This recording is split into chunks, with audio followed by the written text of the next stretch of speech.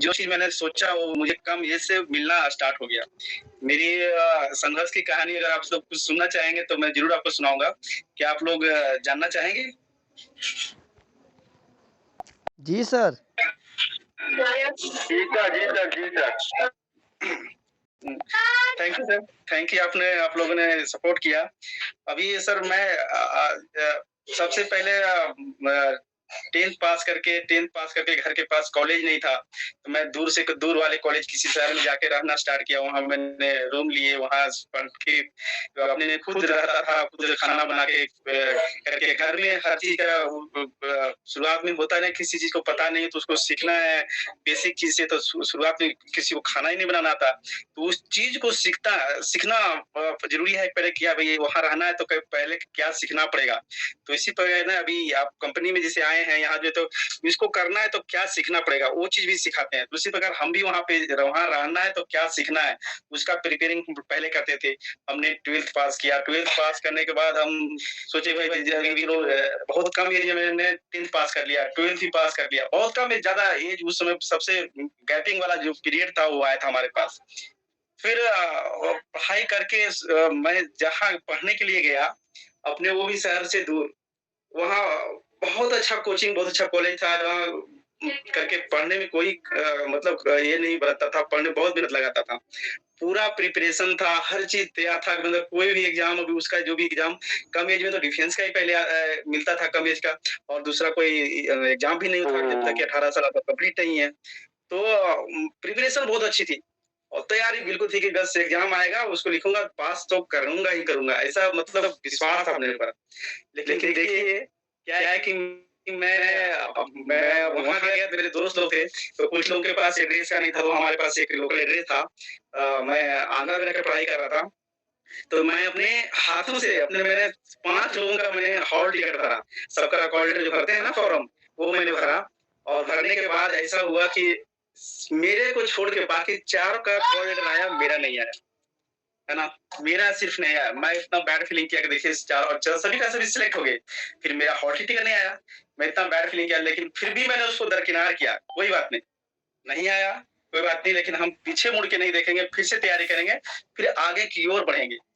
तो इसमें जितने भी पढ़ने वाले हैं, खास करके उनके लिए है कि किसी चीज़ को अगर कुछ होता है, बैड चीज़ हुआ या कुछ नहीं मिला, तो उस चीज़ को सफलता नहीं मिली, तो आप उसको दरकिनार कीजिए, फिर से कोशिश कीजिए। जो गिरता है वही उठता है। उसको जो गिरेगा नहीं, उसको नहीं पता कि सामने चलने के लिए क्या-क्या कठिनाई आती है। फिर मैंने दोबारा फिर से हॉल टिकट गिरा, उस समय पूरा पहले स्टेट वाइज़ करके कुछ ये कमांड वाइज़ था, लेकिन अब फिर से प्लान चेंज हो गया, अभी कर दिया सीधे हॉल टिकट जो आएगा दिल्ली से ही आएगा।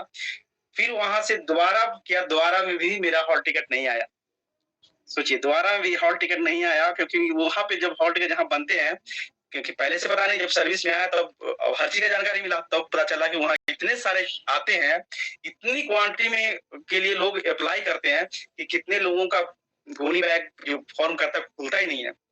तो फिर दोबारा नहीं आया, तीसरा में बोला अब तो लगता है नहीं आएगा, मुझे अब कुछ है ना, अभी भी एज 18 साल कंप्लीट नहीं हुआ था, मैंने कि अब तो अभी दूसरा चीज़ भी नहीं कर सकता, तो कोई बात नहीं। फिर मैंने ग्रेजुएशन कंटिन्यू चल रहा था, स्टार्ट हुआ ही था, फिर लास्ट चांस एक बचा हुआ था, फिर मैंने फिर से अप्लाई किया, मैं हार नहीं माना, चलो ठीक है कोई बात नहीं यार, नहीं आया तो इस बार ट्राई करते हैं, आएगा तो ठीक है, फिर से नया ऑप्शन, नया चीज़ चुनेंगे। देखिए लास्ट चांस में मेरे एग्ज़ाम के 2 दिन पहले मेरा हॉल टिकट आ गया। अब तैयारी मैंने बीच में छोड़ दिया था, पहले उतना जितना पड़ा था, लेकिन मैंने कोई बात नहीं, हॉल टिकट आ गया तो आ गया भई। और उस रात मैंने फुल नाइट पढ़ाई किया, जितना रिवीजन करके पूरा ये करके, तो इसी प्रकार आप कंप्यूटर का कोर्स भी कर रहे हैं ना, तो रिवीजन ज़रूर कीजिए। इसमें एक चीज़ आपको मिलता है कि रिवीजन ज़रूर कीजिए, रिवीजन जो करके रखेंगे आप कहीं भी उसका फ़ायदा आप ले सकते हैं। जो पढ़ा हुआ था मेरा ये करके वो बहुत फ़ायदा किया, मैंने सिर्फ़ रात भर सिर्फ़ रिवीजन किया, वो मुझे फिर से रिटर्न बैक हो गया, माइंड में आ गया क्या पढ़ा था करके एक बार ही रिवीजन करने से। उसी प्रकार आप लोग जितना लोग कंप्यूटर क्लास कर रहे हैं खास करके, उन लोग साथ-साथ पढ़ते-पढ़ते साथ-साथ डेली उसका एक बार रिवीजन ज़रूर कीजिए, ताकि आपके माइंड में हमेशा रहे कि क्या सर ने पढ़ाया था, क्या ये पढ़ाने के बाद हमको कितना नॉलेज मिला, कितना हमारे दिमाग में अभी है, कितना रखना है, ये सब चीज़ आपको रिवीजन से ही मिलेगा। तो आप नोट्स बनाएँ, नोट्स बना के आप कभी भी मौका मिलता है तो वहाँ बैठ के अपना एक बार उलट लें और देख के थोड़ा-सा रिवीजन करें, किन्हीं के पास कंप्यूटर है, किन्हीं के पास नहीं है। तो नहीं है तो जिनके पास तो उनको थोड़ा-सा ज़्यादा मेहनत करना पड़ेगा, उनको ज़्यादा थोड़ा काम करना पड़ेगा क्योंकि उनके किसी के पास जाके करना पड़ेगा। लेकिन साथ-साथ वही करके रिवीजन ज़रूर करें। ये चीज़ आया। तो मैंने उसी रात रिवीजन किया, दूसरे स्टेट में मेरा एग्ज़ाम था, वहाँ जाके किया और मैं एक ही दिन वहाँ सब सेलेक्ट होके एक ही दिन में मेडिकल का सब कंप्लीट करके आ गया। कि सोचिए कि मैं गवर्नमेंट जॉब में सबसे कम एज में मैंने गाँव से मैं गया हुआ लड़का था। इतना कम एज में किसी को जॉब नहीं मिली थी। मेरा छोटा-सा गाँव है, उस इस कम एज में किसी को जॉब नहीं था। मैं सबको खुशी हुई। फिर वहाँ से सोचिए कि मैं गवर्नमेंट जॉब से भी मैंने बहुत कम एज में रिटायरमेंट भी ले लिया। रिटायरमेंट होने के बाद मेरे पास ऐसी पोस्ट आई जिस पोस्ट पे मैं कितने लोगों को नौकरी दे सकता था। अभी भी उस पोस्ट पे हूँ कि नौकरी कितने लोगों को मैं साथ में कर सकता करके मैंने बहुत लोगों से बोला भी कि किसी को नौकरी के लिए क्राइटेरिया है, या किसी को चाहिए तो मेरे पास मेल करके आगे कर सकते हैं। लेकिन उस लोग तरह के बहुत लोग को क्या है कि पढ़ने वाले जो होते हैं ना, बहुत सारी चीज़ को किसी-किसी को गाइडेंस नहीं मिलता। है ना? गाइडेंस नहीं मिलता कि क्या पढ़ना है, कैसे क्या तैयारी करनी है, क्या करके। तो ये चीज़ आपको खुद आगे बढ़ के है ना, टीचर आपके सामने है, लेकिन टीचर सामने कुछ लोग ऐसे रह जाते हैं, अरे यार मैं उससे पूछूँगा तो पता नहीं क्या बोलेगा, बताएगा, ऐसा नहीं है। ज्ञान हमेशा लीजिए, हमेशा एक-दूसरे से पूछने की कोशिश कीजिए। आपकी टीम में बहुत सारे ऐसे लोग होंगे, बहुत सारे ऐसे जो बहुत सारे क्षेत्र में अच्छी-अच्छी जानकारी रखते होंगे, बहुत सारा चीज़ उनको अच्छे से पता होगा। और ऊपर से टीचर आपके जो डायरेक्टर साहब जो टीचर हैं और इतना बेहतरीन तरीका से जो कंप्यूटर पढ़ाते हैं तो उनके पास तो और भी अच्छी चीज नॉलेज है वो और क्योंकि उनके पास ऐसा चीज आता होगा कि क्या पढ़ना है किस क्षेत्र में कितना है तो पढ़ने वाले को बहुत सारा अपॉर्चुनिटी है कि उनसे आप ले सकते हैं। अभी भी वो पोस्ट है हमारे पास कि जहाँ इतना अच्छा पोस्ट मिला मुझे फायर ऑफिसर का पोस्ट एयरपोर्ट में मिला रिटायर होने के बाद और वो पोस्ट इतना वैल्यूएबल है कि तो मुझे लगा कि हाँ बच्चे मैं सिविल में आया तो सिविल में इतने लोग करके फिर मिले कि हाँ ये कोर्स ऐसे होती है इतने ये कोर्स अगर बंदा कोई यहाँ से करे यहाँ से कोई बॉयज गर्ल्स सब लोग कर सकते हैं तो अपॉर्चुनिटी बहुत है आप लोग चाहे तो कंप्यूटर कोर्स करके फिर फायर फाइटिंग का कोर्स होता है वो इंडिया में 2 जगह है उसका लिए लेवल है, एक कोलकाता, एक दिल्ली में। बेसिक फायर फाइटिंग का भी कोर्स करके आपके पास आजकल एविएशन ब्रांच बहुत बड़ी ब्रांच है, आप उसमें जा सकते हैं, है ना? तो आप लोग मौका नहीं छोड़िए, यहाँ से पढ़िए, सीखिए और ये सब चीज़ में आप जा सकते हैं। ये बहुत लंबी-लंबी ये करके है हमारे पास बताने के लिए लेकिन क्या है कि टाइम इसमें बहुत कम है और ये सब चीज़ें है तो ये दूसरी चीज़ मुझे मिला। तीसरा चीज़ मैं फिर बिज़नेस में आया। और बिज़नेस के लिए आया तो बिज़नेस के लिए भी अभी अभी आप लोग के लिए लगता है कि मैं बड़ा ये करके एज वाला करके मेरी अभी एज ही हुई है 39 इयर्स। ज़्यादा एज का भी नहीं हूँ, 39 इयर्स का हूँ और फिर मैं बिज़नेस में करके आया मेरे पहचान के दर पे और दूसरा सिटी है, नए सिटी में बिज़नेस स्टार्ट करना तो आपको कुछ ना कुछ जानना पड़ेगा, सीखना पड़ेगा। तो मेरे में ललक थी, अरे यार नौकरी कर लिया, इतने अच्छे पोस्ट पे इतना ऑफिसर का भी पोस्ट मिला हुआ है, सब चीज़ है, मेरे पास पैसे हैं, हर चीज़ है। लेकिन देखते हैं, है ना? कुछ नया करने के मेरा हमेशा जुनून रहता है। कि देखता हूँ मैं ये चीज़ हो पाता है कि नहीं हो पाता है, मैं ये चीज़ करना चाहता हूँ। तो मुझे लगता था कि देखते हैं होगा तो होगा नहीं ठीक है तो अपना हमारा तो मेहनत तो काम आएगा ना। मैंने मेहनत करने से मैं कभी घबराता नहीं कि हाँ, ये चीज़ मेहनत होगा ना।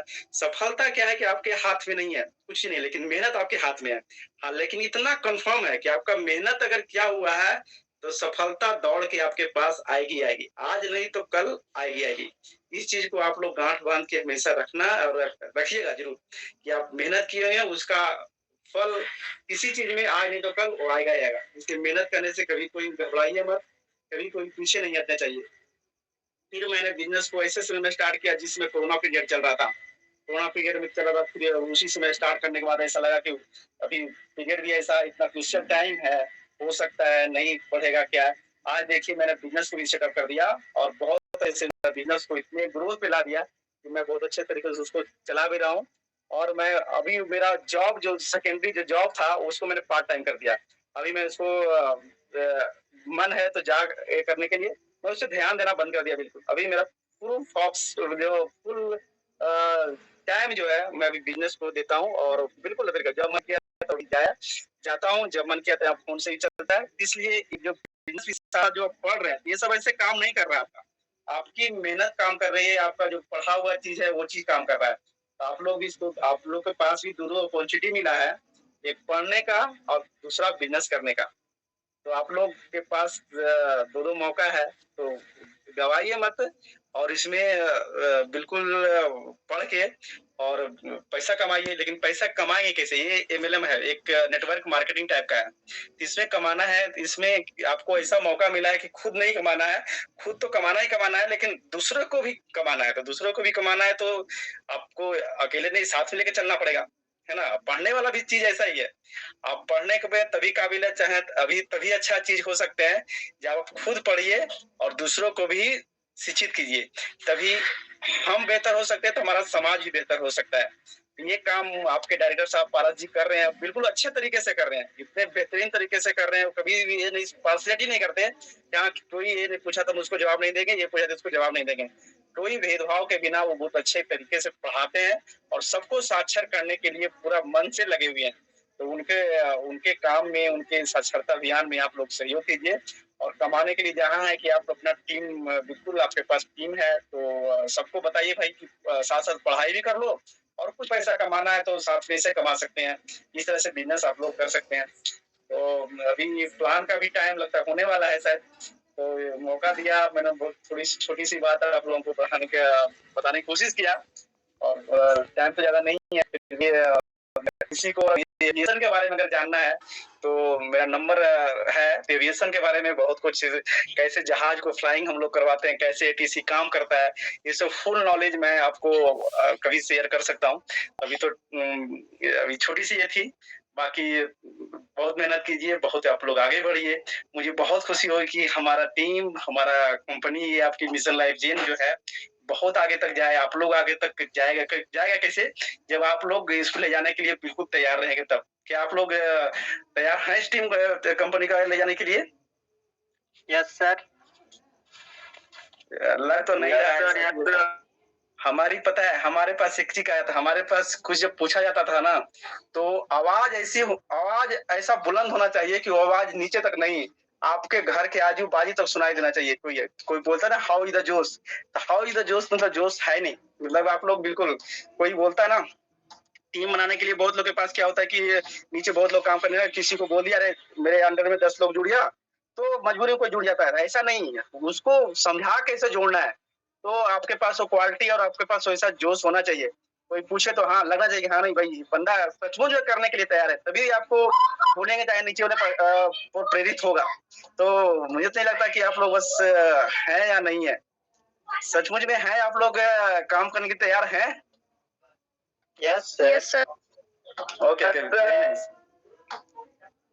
और आपका ये चीज, दो चीज कंफर्म क्लियर होना चाहिए। आप लोग अपने आप को भी क्वेश्चन पूछिए कि हम इस कंपनी से क्यों जुड़े हैं और दूसरों को क्यों जोड़ना चाहते हैं। मैं एक दो लोग से सिर्फ पूछना चाहता हूँ कि आप लोग कंपनी से क्यों जुड़े हुए हैं। क्या मैं किसी से एक से पूछ सकता हूँ? बिल्कुल।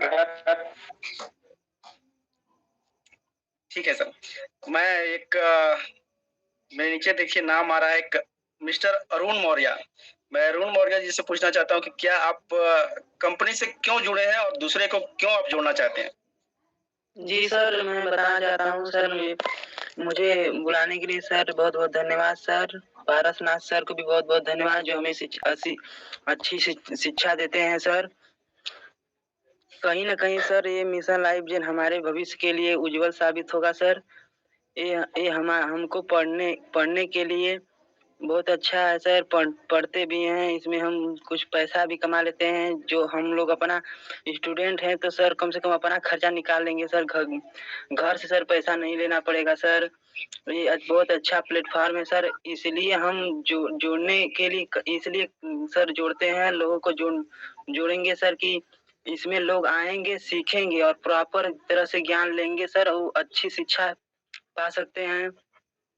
इससे हमारा देश का भविष्य उज्जवल होगा सर। जब अच्छी ज्ञान माइंड में भर जाएगा सर तो हमेशा पॉजिटिव सोचेंगे, अच्छी रास्तों पर चलेंगे सर। और यहाँ तक मेरी सोच है कि जब एक ये मिशन लाइफ जन पूरी तरह से सक्सेस हो जाएगा सर, तो पूरा देश एक मिसाल बन जाएगा सर। ये सब पॉजिटिव हो जाएगा सर। हमारा देश एक अच्छा उज्जवल भविष्य की ओर आगे बढ़ेगा सर। और इससे नहीं, और इससे विश्व में भी ज्ञान प्रसार फैलेगा और विश्व भी कहेगा नहीं, भारत एक नई उमंग के साथ आगे बढ़ रहा है, हमको भी उसके साथ लगना पड़ेगा। और एक दिन देखते देखते पूरा विश्व भी इसमें आ जाएगा सर, साथ देने के लिए। इसलिए हम लोग एक साथ एकजुट होकर इस मिशन लाइफ जेन को आगे बढ़ाएं सर। क्योंकि सर एक लोग कुछ नहीं कर पाते सर, जब इकट्ठा होंगे तभी इस मिशन लाइफ जेन सक्सेस हो पाएगा सर। वो कहते हैं सर कि एकता में ही बल होता है। वो हाथी वाली और चींटी वाली सर कहानी हम सुने ही हैं। एक अकेली हाथी कुछ नहीं कर पाएगी सर, जब चींटियां सब चारों तरफ से उसे पकड़ लेंगी। इसीलिए सर हमें एकजुट होकर इसे आगे बढ़ाना चाहिए सर। और लोगों और गरीबों को समझाना चाहिए। यदि पैसा किसी के पास ना रहो, नहीं जुड़े सर, कि ऐसा हम लोग करेंगे कि नहीं सर, हम लोग मैनेज कर लेंगे सर, आप जुड़ जाइए, हम लोग पैसा थोड़ा बहुत लगा देंगे सर, आप थोड़ा मैनेज कर लीजिए। आप आइए, इसमें पैसे के लिए नहीं, कम से कम तो आप आइए यहाँ पर, अच्छे ज्ञान लीजिए, 2-4 बातें बोलिए, सीखिए सर। और वो सर भी मेरा बहुत अच्छे फुल एनर्जी के साथ हमें कंप्यूटर पढ़ाते हैं सर। बहुत बहुत धन्यवाद। बहुत वाकई में सर वो हमारे लिए इतना जान मेहनत कर रहे हैं सर, तो बहुत बहुत धन्यवाद उनको कि इतना होकर भी वो पढ़ा रहे हैं हम लोगों को अच्छी फुल एनर्जी के साथ, अच्छे से। ऐसा कोई टीचर ही होगा जो ऐसे इतना अच्छे से पढ़ाता हो, फुल एनर्जी के साथ, अच्छे चिल्ला चिल्ला के इतना बताते हैं सर, इतना समझाते हैं। उनका बहुत बहुत धन्यवाद सर, बहुत बहुत धन्यवाद। और उनका सब ऑल फैमिली मेंबर्स, पूरे परिवार का मेरा बहुत धन्यवाद, जो इसमें जुड़कर अपना टाइम देते हैं सर, सीखते हैं कुछ, जीवन को सुधारने के लिए, अपने भविष्य को उज्जवल बनाने के लिए जुड़ते हैं सर। मेरा बहुत बहुत उनका धन्यवाद सर। मुझे बोलने के लिए आपने मुझे समय दिया, इसके लिए बहुत बहुत धन्यवाद sir. Okay. Thank you Arun Maurya ji, आपका बहुत बहुत धन्यवाद कि आप आए और अपना मिशन बताया कि आप क्यों जुड़े और क्यों लोगों को जोड़ना चाहते हैं। हाँ, आपने एक चीज बोला कि ठीक है, आत्मनिर्भर बनना बहुत जरूरी है और सबसे पहले आदमी को आत्मनिर्भर होना ही चाहिए। जब आप खुद आत्मनिर्भर रहेंगे तब किसी को दूसरे को आप आत्मनिर्भर बना सकते हैं। तो अच्छी चीज आपने बताया कि आत्मनिर्भर होना बहुत जरूरी है। पैसा आएगा तो आप आत्मनिर्भर रहेंगे, अपना कोई काम भी आप बिना किसी का ये करके खुद का डिसीजन लेके आप कर सकते हैं। और दूसरा चीज आपने बोला कि ठीक है, अभी एकता में ही बल है, और ये सही बात है, एकता में ही बल है। आप फुटकर रह के काम करेंगे तो छोटे छोटे चीज करके करेंगे अकेले अकेले, तो उस चीज को आप किसी भी छोटा चीज को आप नहीं कर पाएंगे। लेकिन एक बड़ा काम भी आप सब मिलकर एक साथ छोटी छोटी सहयोग करके करेंगे तो आप जरूर उस पर सफलता प्राप्त कीजिएगा। ये हमें पहले से ही बताया गया और ये सच्चाई भी है। और बहुत बहुत धन्यवाद। और एक और मेंबर से मैं बात करना चाहता हूँ कि क्यों वो जुड़ी हैं, और लेडीज मेंबर हैं। एक जेंट्स से मिस प्रियंका पाल, आप बताइए मैम कि आप क्यों जुड़ी और अपने टीम को आप किसी को जोड़ती हैं तो क्यों जोड़ना चाहती हैं उसको। मिसेस प्रियंका पाल।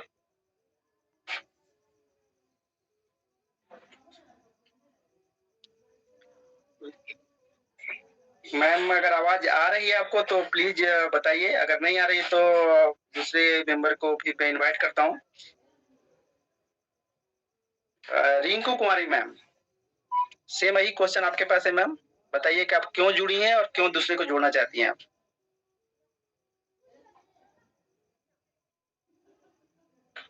रिंकू कुमारी,